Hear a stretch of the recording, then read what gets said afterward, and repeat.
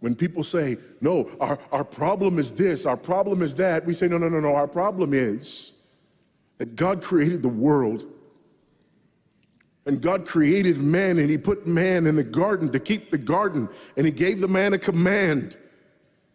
And he held that man to perfect, perpetual obedience to that command, and he promised him life if he kept it, and death if he didn't.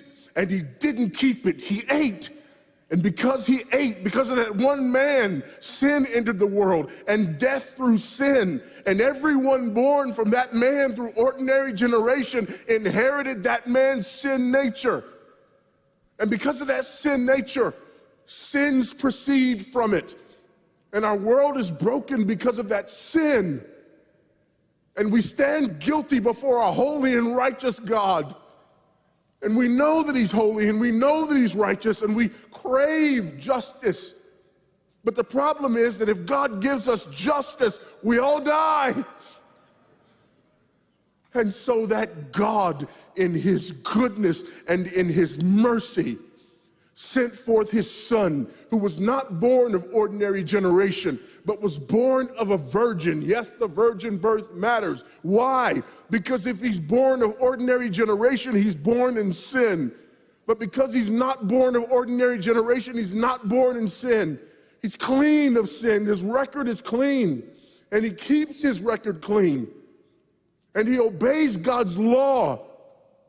And because he's fully God and fully man, he obeys the law of God on our behalf in his active obedience.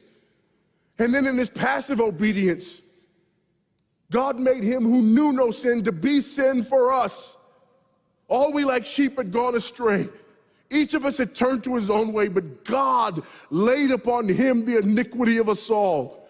And Christ died for sin once for all, the just for the unjust. And God imputes our sinfulness to him. And he nails our sinfulness to the tree. And Christ dies and raises again on the third day for our justification.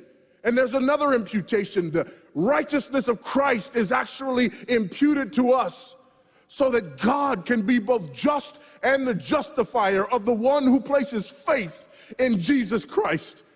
So that all those who come to Christ may enter in. So that all those who place faith in Christ might be saved, but not only saved, but sanctified. Because he's the firstborn of many brethren. We're justified and we're adopted into the family of God. And we're sanctified, and as his children, we begin to bear the family resemblance. And we're further sanctified throughout this life by the very same gospel that saves us. Until one day, when it's all said and done, we're not just saved from the penalty of sin. We're not just saved from the power of sin, but one day we're glorified and saved from the very presence of sin. That's the gospel that we preach. That's the gospel that we need. And that's the gospel that's more than enough.